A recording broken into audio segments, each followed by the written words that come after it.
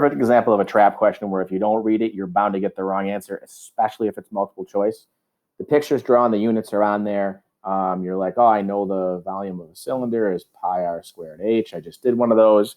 And then you plug in, you think, oh, they gave me the diameter. That's the tricky part. So I'm going to put 6 in and 15. You get an answer. If it's multiple choice, you pick it, you move on. You actually never read the problem. That's going to be a huge issue here because this says cubic feet, which means that if you do this in cubic inches, you're going to get it wrong. And you're going to get it really wrong if you're doing a multiple choice question. So 1 over 12 equals x over 15.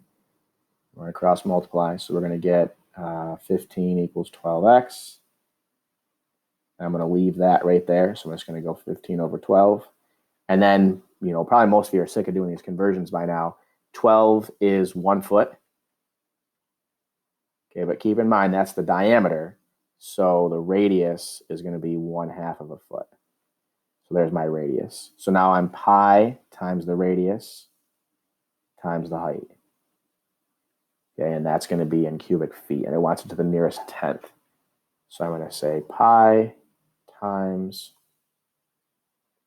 1/2 squared times 15. Whoops.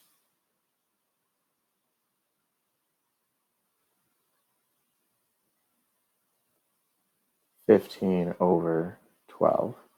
So 0.981, which is actually going to be, so 0.981, which is going to be 1.0 to the nearest tenth.